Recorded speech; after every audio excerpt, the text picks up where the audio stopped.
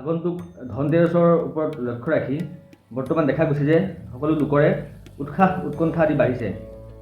ধনতেৰছত সকলোৱে নিয়মবিলাক পালন কৰিব, যাৰ বাবে আপোনালোকৰ ধন সম্পদ বৃদ্ধি হ'ব, আপোনালোকৰ ঘৰত সুখ সমৃদ্ধি বৃদ্ধি হ'ব, এই ধৰণৰ সকলোৰে কল্পনা কৰিছে। এইবাৰ 2025 চনৰ ধনতেৰছৰ দিনটো হ'ল 18 অক্টোবৰৰ দুপৰীয়া 12:20 বজাত আৰু শেষ হ'ব 19 অক্টোবৰৰ দুপৰীয়া 1:52 বজাত।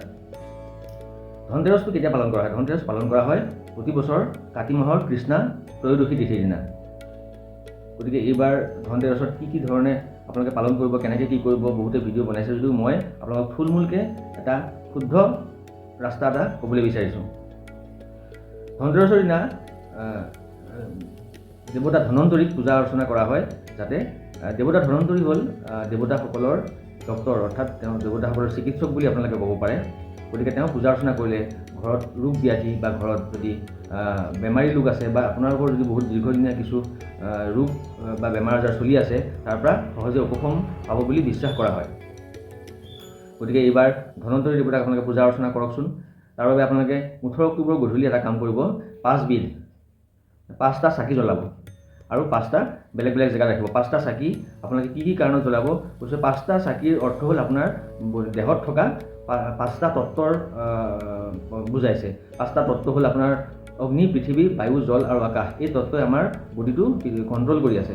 গতিকে 5বিধ চাকি তাৰ কাৰণে হয়। প্ৰথম চাকি গছ জ্বলাব আপোনালোকে তুলসী গছৰ গুৰিত, দ্বিতীয় চাকি গছ জ্বলাব আপোনালোকৰ পূজা অৰ্চনা কৰা ঘৰত, তৃতীয় গছ চাকি জ্বলাব আপোনালোকৰ পাকঘৰত, চতুৰ্থ গছ চাকি জ্বলাব আপোনালোকৰ মূল দুৱাৰ, ঘৰৰ যিখন মূল দুৱাৰ আছে তাৰ সন্মুখত, আৰু পঞ্চম গছ চাকি জ্বলাব আপোনালোকৰ চোতালৰ কোনোবা এটা ভাল পবিত্ৰ জেগা এটা। লগতে এই দিনটোত আপোনালোকে লক্ষ্মী গণেশৰ একেলগে থকা মূৰ্তি কিনিব পাৰে আৰু লগতে কুবেৰ দেৱতাৰ এখন ফটো কিনি পূজা অৰ্চনা ফুল আদি ধূপ ধূনা আদি জ্বলাব আৰু আপোনালোকৰ মনৰ অভিষ্টখিনি আপোনালোকে কামনা কৰিব।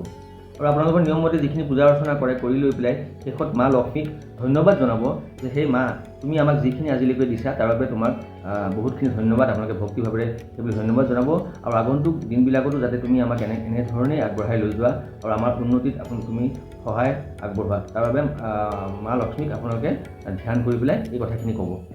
আৰু এতিয়া কি বস্তু কিনিব লাগিব সেই দিনটোত বা কি বস্তু কোনো পধ্যে নিকিনিব, তাৰ এখন মই তালিকা প্ৰস্তুত কৰি আপোনালোকক জনাব লাগিব। আপোনালোকে কি কিনিব, কি নিকিনিব তাৰ তালিকাখন এখন। কি কিনিব? এডাল ঝাৰু কিনিব, গোটা হালধি, কমেও 5 টুকুৰা গোটা হালধি আপোনালোকে কিনিব, মা লক্ষ্মী আৰু গণেশ দেৱতাৰ সৰু মূৰ্তি কিনিব, বাতাচা বা বগা মিঠাই এবিধ কিনিব, ৰূপৰ, পিতলৰ, ষ্টীলৰ বাচন বৰ্তন, লগতে কাৰোবাৰ যদি সামৰ্থ্য আছে সোণ কিনিব পাৰে, গোটা ধনিয়া কিনিব, নিমখ কিনিব, আয়ুৰ্বেদিক ঔষধ এবিধ, কাৰণ ধনন্তৰী দেৱতাৰ লগত ৰিলেট কৰি এবিধ আয়ুৰ্বেদিক ঔষধ কিনাটো দৰকাৰ। যেনে ধৰক এটা চ্যৱনপ্ৰাচ কিনিলেও হৈ যাব। আৰু লক্ষ্মী মাৰ চৰণত দিবলৈ 5 খিলা পাণ আপোনালোকে যোগাৰ কৰিব। লগতে কুবেৰ দেৱতাৰ এখন ফটো কিনিব পাৰিলে ভাল।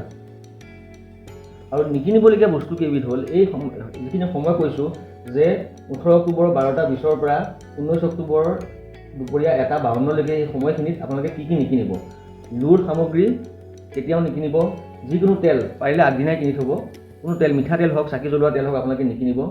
ক'লা বস্ত্ৰ বা ক'লা সামগ্ৰী আপোনালোকে এই দিনটোত নিকিনিব।